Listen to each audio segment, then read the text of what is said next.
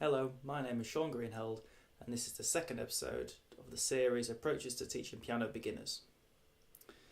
So, in the first couple of lessons, we'll start to want to introduce score reading, which many teachers find one of the most difficult aspects of teaching a beginner.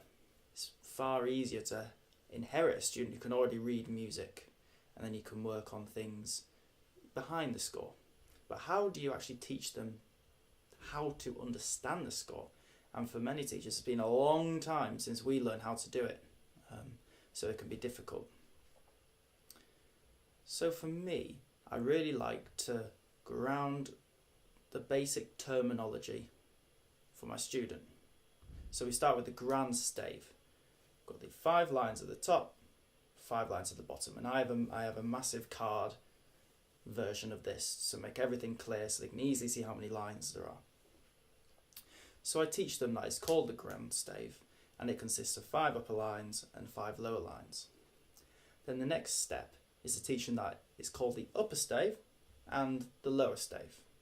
So then we play games, but I point to the upper stave and they have to point to it, and I say to them, how do you know that that's the upper stave? And they say, because it's the 5 lines at the top as opposed to 5 lines at the bottom. Check. So once they understand that and get that very, very quickly, introduce clefs. So we've got a treble clef and the bass clef. Then we tell them that the treble clef occurs on the upper stave and the bass clef occurs on the lower stave. I find that kids are fascinated, particularly with the treble clef as opposed to the bass clef, and they really want to draw it. So we can let them draw it, and it can help them memorize what it's called. So then I can say to them, if they're drawing it and they've practiced and they've worked out how to do the treble clef and the bass clef, I can say, okay, let's draw me a treble clef. And they draw, and I'm like, okay, so I understand that they know which one is which. And then bass clef, treble clef, treble clef, treble clef, bass clef, etc. And then it's really important for them to grasp where it goes. So I will then ask them questions, and this occurs over maybe first month of score reading. At the start of the lesson, could go, so where is the treble clef placed? And they can say, on the upper stave.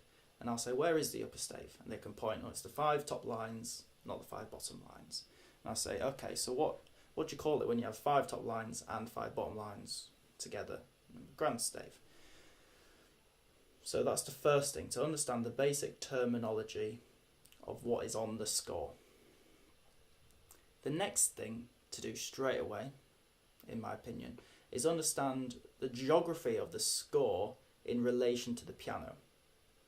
So it can be quite confusing, because on the score, the high pitches go up, whereas on the piano, the high pitches don't go up, they go right, and the low pitches go left, and on the score, the low pitches go down. So this is a really important distinction to make when getting a beginner to read the score. So how do we do this? I like to tell them where middle C is, both on the piano and on the score. So middle C on the piano, easy enough. And then middle C on the score, and this is why it's important to introduce the grand stave as opposed to just the upper stave or just the lower stave. The middle C is in between both staves. And that, I find that really useful, and that beginners find that useful, because they can visualize the score as middle C in the middle, and then the upper stave and the lower stave, and the piano, middle C in the middle, and then the right hand side and the left hand side. So the next step is to play games, where I have my piece of card of the grand stave and I point to the upper stave, and then they can play a random note with the right hand to signify that the pitch is above middle C, and therefore the pitch is played on the right of middle C. Yeah? And then same with pointing to the lower stave, etc, etc, etc. Then we can draw graphs on a grand stave. So we have lines going up and up and up and down. And then the student can signify with their hands where on the keyboard there should be in relation to where the line is on the score. So all this is helping them realise that basically high pitches go up on the score middle C is in the middle, and low pitches are low on the score.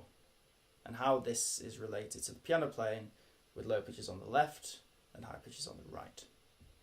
Then the next thing to do is to fine tune this. So we take each line and we can teach them that each line, and in between the lines, we can read pitches. And that's where we will start our discussion in the next episode, when I will introduce lined notes and space notes. Thank you for listening. Bye.